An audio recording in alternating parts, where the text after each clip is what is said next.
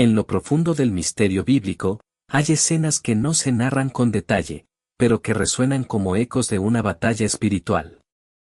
Una de ellas es la enigmática disputa entre el arcángel Miguel y el diablo por el cuerpo de Moisés. ¿Por qué querría el enemigo apoderarse de un cuerpo ya sin vida? ¿Qué simbolismo se esconde en esta confrontación celestial? Hoy nos adentramos en este pasaje breve pero poderoso, mencionado en la carta de Judas, para explorar sus implicaciones espirituales y su carga simbólica. Este relato, aunque apenas esbozado en las Escrituras, ha despertado la imaginación de teólogos, artistas y creyentes durante siglos. Miguel, el defensor del cielo, se enfrenta al acusador, no con insultos ni violencia, sino con una frase que resuena como escudo: "El Señor te reprenda". En esta introducción, te invito a contemplar no solo el conflicto, sino el silencio que lo rodea, y a preguntarte qué significa que el cuerpo de Moisés fuera disputado en lo invisible. Si este tipo de contenido te inspira, te invita a reflexionar o simplemente te parece interesante, te animo a apoyar este canal. Dale me gusta a este video, suscríbete para recibir más historias bíblicas contadas desde una mirada poética y simbólica, y comparte este contenido con quienes buscan profundidad espiritual en medio del ruido digital. Tu apoyo permite que sigamos creando espacios de contemplación y belleza. Y por supuesto, quiero saber qué piensas. ¿Habías escuchado antes sobre esta batalla? ¿Qué crees que representa? Déjame tu comentario abajo, cada palabra tuya es parte de este diálogo sagrado que tejemos juntos. Ahora sí, acompáñame a descubrir lo que esta historia nos revela sobre el poder, la humildad y el misterio que habita entre el cielo y la tierra. Comencemos. La Biblia dice en el libro de Judas que el arcángel Miguel disputó con el diablo por el cuerpo de Moisés, quien había sido enterrado en un lugar secreto por Dios. El diablo reclamaba el cuerpo por causa del pecado de Moisés, pero Miguel, actuando en nombre de Dios, lo reprendió diciendo: "El Señor te reprenda", lo que disuadió al diablo de su propósito. La Biblia no explica el propósito de esta disputa, pero especula que era para evitar que el cuerpo de Moisés fuera usado para idolatría. La disputa y el propósito. La disputa, el versículo de Judas 1 menciona que incluso el arcángel Miguel, cuando disputaba con el diablo por el cuerpo de Moisés, no se atrevió a pronunciar un juicio de maldición, sino que le dijo: "El Señor te reprenda". El propósito del diablo: se cree que el diablo quería el cuerpo para corromper al pueblo de Israel y llevar a la idolatría, ya que Moisés había pecado al golpear la roca en 2 ocasiones. La victoria de Miguel: Miguel ganó la batalla y reclamó el cuerpo de Moisés para Dios. El lugar del entierro. La Biblia menciona en Deuteronomio 34:6 que Dios enterró a Moisés en un valle en la tierra de Moab, y nadie conoce el lugar hasta el día de hoy. Otros detalles. El monte de la transfiguración. Unos 14 siglos después, Moisés se le apareció a Jesús en gloria en el monte de la transfiguración. Escritura apócrifa. Algunos creen que la historia de la disputa proviene de un libro apócrifo llamado La Asunción de Moisés, pero la Biblia parece hacer referencia a la disputa como si fuera un hecho verdadero. Interpretaciones. Algunas interpretaciones sugieren que la disputa del cuerpo de Moisés representa la lucha entre el diablo y la presencia de Dios, o que el cuerpo de Moisés representa a la Iglesia de Cristo, según la interpretación de Corintios 10, la cual no es universalmente aceptada por todas las denominaciones cristianas. ¿Quién fue Moisés? Moisés fue un profeta, legislador y líder de los israelitas que los guió para escapar de la esclavitud en Egipto y los conducidos hacia la tierra prometida. Es una figura central en el judaísmo, el cristianismo y el islam, y es conocido por haber recibido los 10 mandamientos de Dios. Origen y educación. Moisés fue hebreo de nacimiento, pero fue salvado de las aguas por la hija del faraón de Egipto, quien lo crió como príncipe egipcio. A pesar de su educación de lujo, siempre recordó su origen israelita.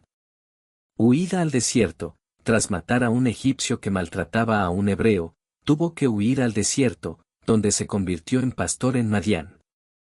Llamada de Dios, en el desierto, Dios le habló a través de una zarza ardiente, encomendándole la misión de liberar a su pueblo de la esclavitud en Egipto.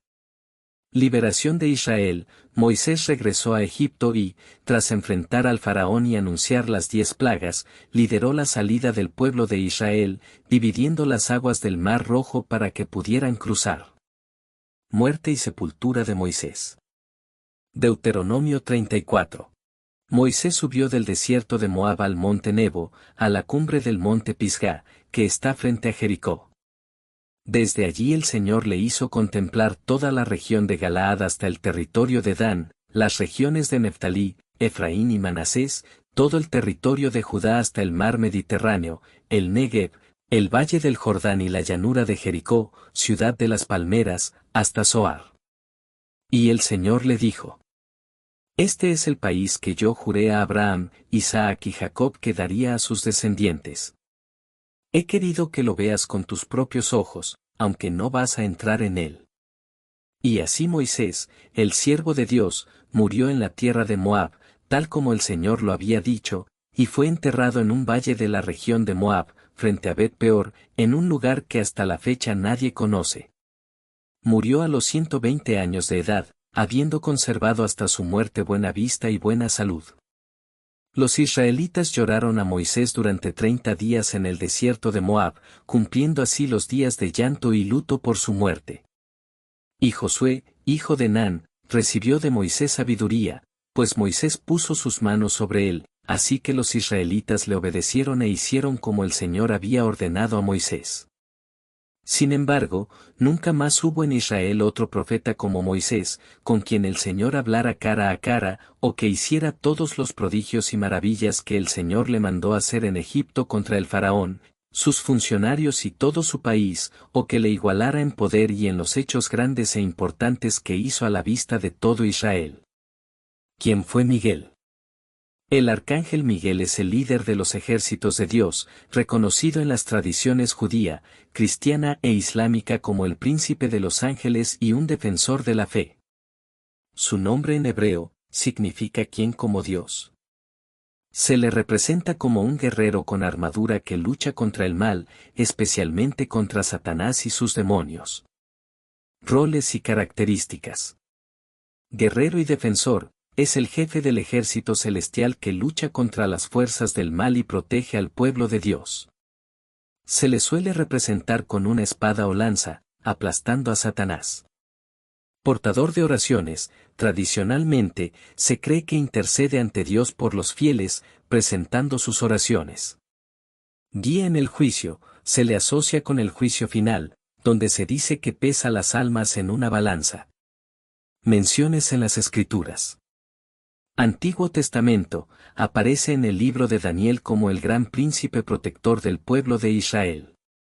Nuevo Testamento, en el Apocalipsis, es quien lidera la batalla contra el dragón, Satanás, y sus ángeles, expulsándolos del cielo. ¿Por qué disputaban Miguel y Satanás sobre el cuerpo de Moisés? Judas 1:9.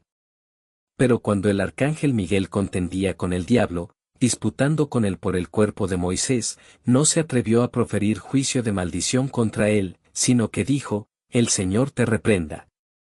Pero estos blasfeman de cuantas cosas no conocen, y en las que por naturaleza conocen, se corrompen como animales irracionales. Ay de ellos, porque han seguido el camino de Caín, y se lanzaron por lucro en el error de Balaam, y perecieron en la contradicción de Coré. Estos son manchas en vuestros ágapes, que comiendo impúdicamente con vosotros se apacientan a sí mismos, nubes sin agua, llevadas de acá para allá por los vientos, árboles otoñales, sin fruto, 2 veces muertos y desarraigados, fieras ondas del mar, que espuman su propia vergüenza, estrellas errantes, para las cuales está reservada eternamente la oscuridad de las tinieblas. De estos también profetizó Enoc, séptimo desde Adán, diciendo: He aquí, vino el Señor con sus santas decenas de millares, para hacer juicio contra todos, y dejar convictos a todos los impíos de todas sus obras impías que han hecho impíamente, y de todas las cosas duras que los pecadores impíos han hablado contra él. Estos son murmuradores, querellosos, que andan según sus propios deseos, cuya boca habla cosas infladas, adulando a las personas para sacar provecho. ¿Por qué quería Satanás el cuerpo de Moisés? La cuestión de por qué Satanás deseaba el cuerpo de Moisés es fascinante y se adentra en el misterioso y a menudo enigmático ámbito de la guerra espiritual y la historia bíblica. Esta pregunta surge de una breve pero intrigante referencia en el libro del Nuevo Testamento de Judas. Pero cuando el arcángel Miguel disputaba con el diablo y discutía sobre el cuerpo de Moisés, no se atrevió a pronunciar contra él un juicio de maldición, sino que dijo, «El Señor te reprenda». Este único versículo abre una ventana a un conflicto espiritual que no se elabora en otra parte de las Escrituras, dejándonos juntar su significado a partir de la narrativa bíblica más amplia y la comprensión teológica. En primer lugar, es esencial considerar quién era Moisés y por qué su cuerpo podría tener una importancia particular. Moisés fue una figura central en el Antiguo Testamento, elegido por Dios para guiar a los israelitas fuera de Egipto, recibir la ley y guiar al pueblo a través del desierto. Su muerte está registrada en Deuteronomio 34. Así murió allí Moisés, siervo del Señor, en la tierra de Moab, conforme a la palabra del Señor. Y lo enterró en el valle en la tierra de Moab, frente a Bet-peor, pero nadie conoce su lugar de sepultura hasta hoy. El secreto que rodea el entierro de Moisés es único y sugiere que Dios tenía una razón específica para ocultar su lugar de descanso final.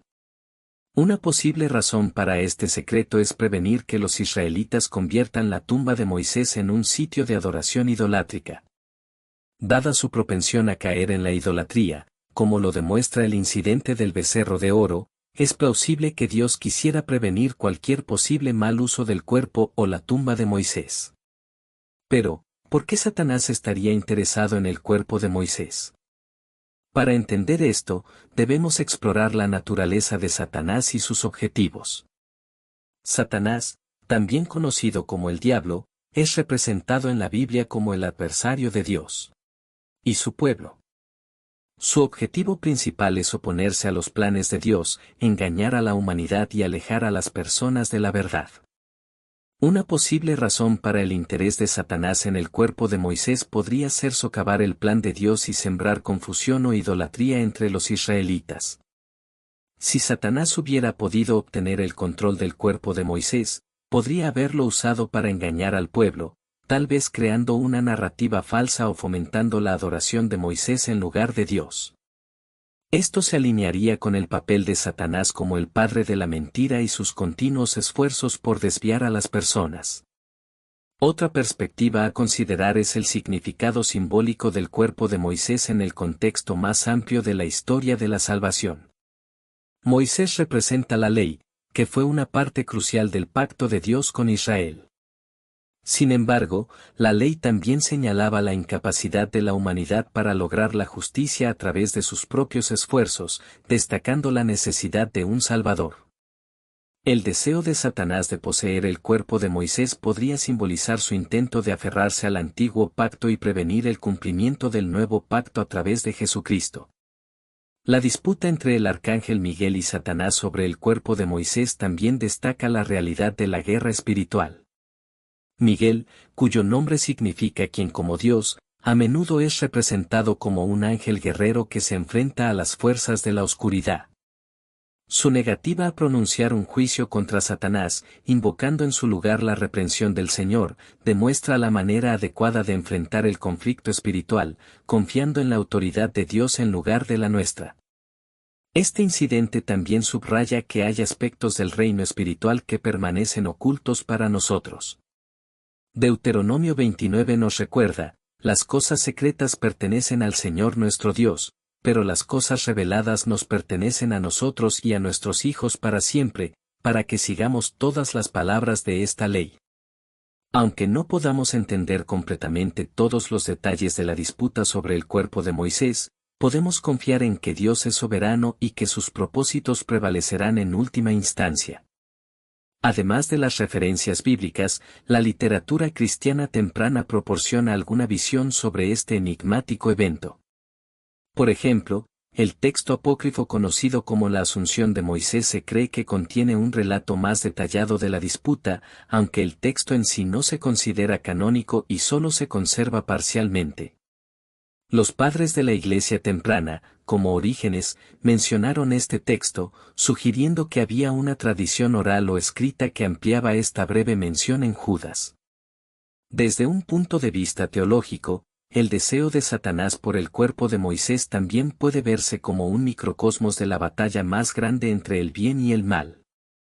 Así como Satanás buscó reclamar el cuerpo de Moisés, continuamente busca afirmar su influencia y control sobre la creación de Dios. Sin embargo, la victoria final pertenece a Dios, como lo demuestra la dependencia de Miguel en la reprensión del Señor. Además, el incidente anima a los creyentes a reconocer la importancia de la vigilancia espiritual y la dependencia del poder de Dios frente a los adversarios espirituales. Efesios 6 nos recuerda, porque nuestra lucha no es contra carne y sangre, sino contra los gobernantes, contra las autoridades, contra los poderes de este mundo oscuro y contra las fuerzas espirituales del mal en los reinos celestiales. La disputa sobre el cuerpo de Moisés es un recordatorio conmovedor de las batallas invisibles que ocurren y la necesidad de que los creyentes estén espiritualmente equipados.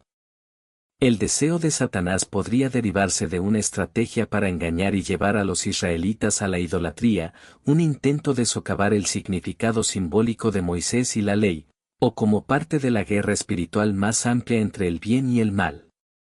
En última instancia, el incidente sirve como un recordatorio de la soberanía de Dios, la realidad del conflicto espiritual y la importancia de confiar en la autoridad y el poder de Dios en nuestro viaje espiritual. ¿Por qué Miguel no maldijo a Satanás? Para comprender el peso de la reprimenda del Señor, debemos examinar la naturaleza de la disputa entre Miguel y el diablo. Judas afirma simplemente que Miguel discutió con el diablo sobre el cuerpo de Moisés. Para complicar las cosas, este incidente no se menciona en ninguna otra parte de las Escrituras, dejando a los lectores que especulen sobre las circunstancias exactas que rodearon esta contienda espiritual.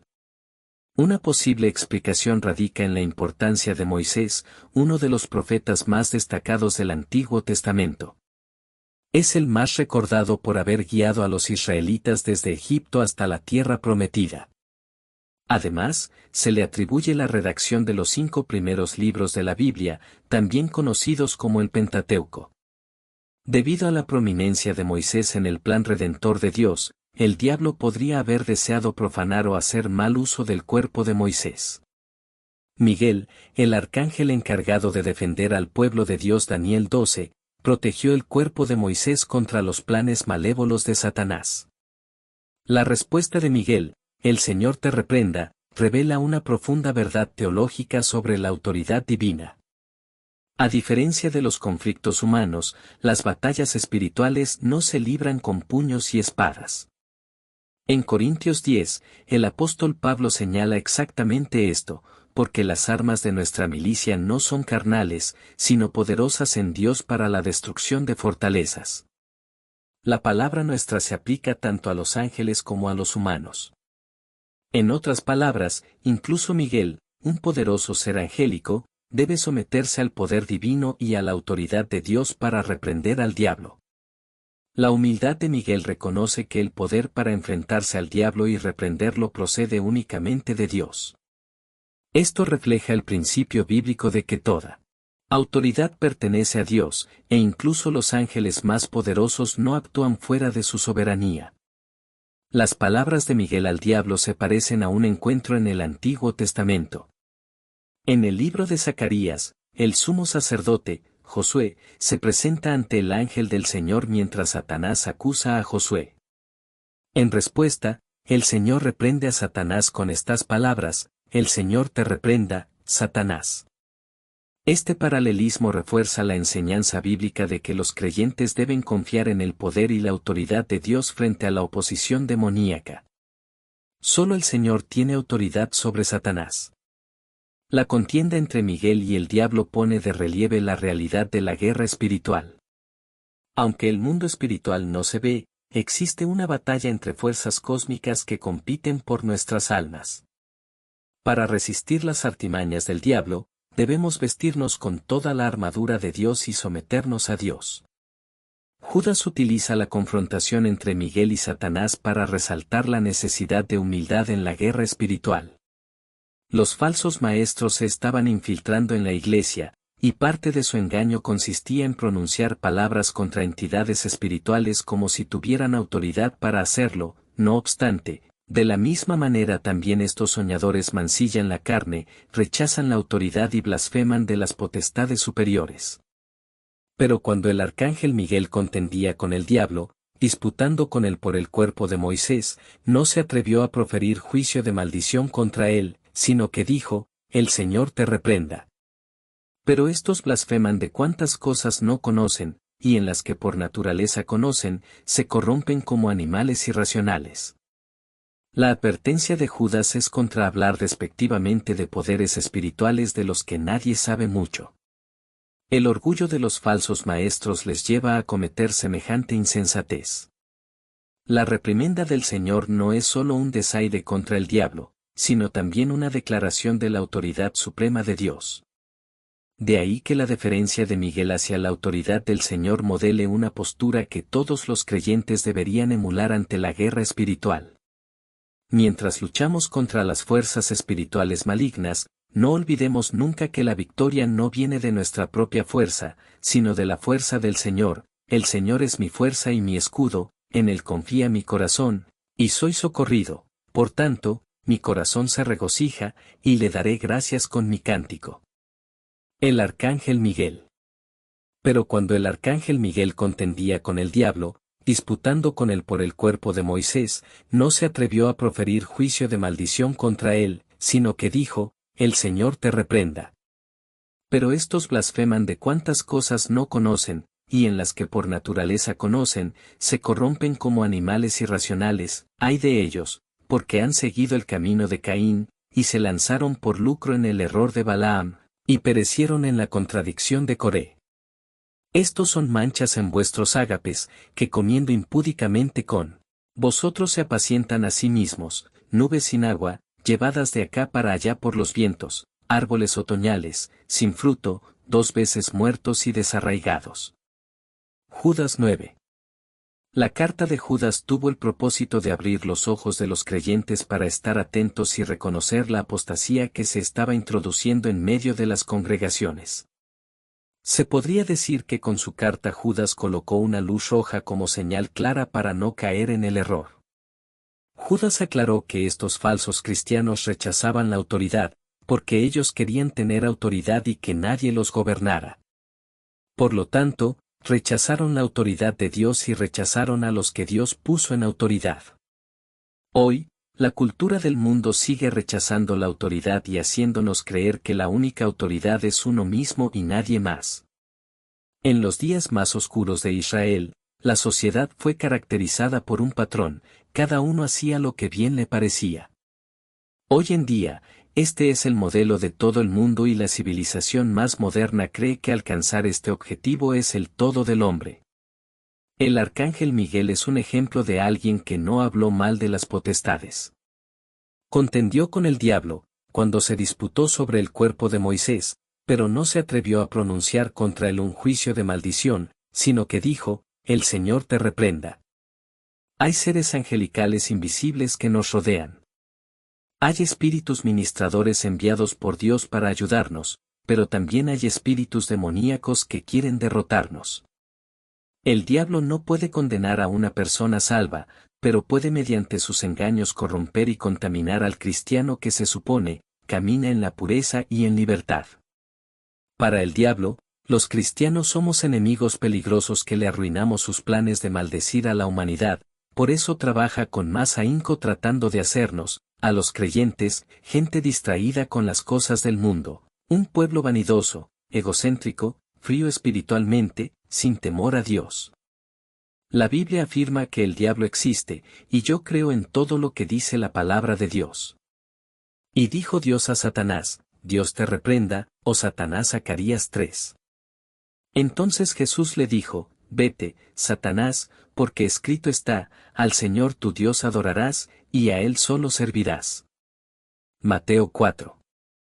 Quítate de delante de mí, Satanás, me eres tropiezo, porque no pones la mira en las cosas de Dios, sino en las de los hombres.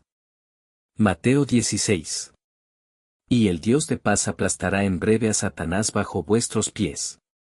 Romanos 16. Para ocuparos sosegadamente en la oración, y volved a juntaros en uno, para que no os tiente Satanás a causa de vuestra incontinencia. Corintios 7. Y no es maravilla, porque el mismo Satanás se disfraza como ángel de luz. Corintios 11. Príncipe de los ejércitos de Dios. El libro del Apocalipsis 12 nos muestra al arcángel Miguel desplegando toda su fuerza y poder en el combate contra el enemigo de Dios, Satanás. Este combate continuo y Miguel, de acuerdo a Santo Tomás de Aquino, será quien combata y destruya al anticristo, así como lo hizo con Lucifer. Este servicio de este jefe de la milicia celestial nos ayuda si se tiene en cuenta que la vida cristiana es una batalla espiritual por el reino de Dios, donde cada uno debe llevar el estandarte de quien como Dios. Es precisamente con este grito de combate con el que el arcángel Miguel reivindica los derechos inalienables de Dios. Pero al mismo tiempo, el grito de batalla no es solamente un gesto de humildad de Miguel Arcángel, sino que expresa también una manifestación acerca de quién es él. Arcángel Miguel Protector. Se invoca al Arcángel Miguel en situaciones de peligro, miedo, tentación o debilidad para pedir protección y fortaleza espiritual. También se le invoca en momentos de toma de decisiones importantes, para buscar guía, y se le considera un protector de la familia, de la justicia, y un abogado en el momento de la muerte. Protección espiritual y contra el mal. Para protegerse de energías negativas y peligros. Para ser fortalecido en la lucha contra las tentaciones y los ataques del mal. Fortaleza y valor. En momentos de debilidad o duda, para obtener fortaleza y coraje. Para enfrentar desafíos personales, familiares o espirituales. Guía y claridad. Para tomar decisiones importantes, especialmente en momentos de incertidumbre. Para obtener claridad y rectitud en situaciones que requieran discernimiento. Protección personal y familiar. Para proteger a uno mismo y a sus seres queridos contra cualquier daño. Se le invoca como patrón de los soldados y protector en situaciones de conflicto. En momentos de crisis y transición. Para pedir ayuda y protección en situaciones desesperadas. Se le pide que asista a las almas en el momento de la muerte para guiarlas a la luz eterna.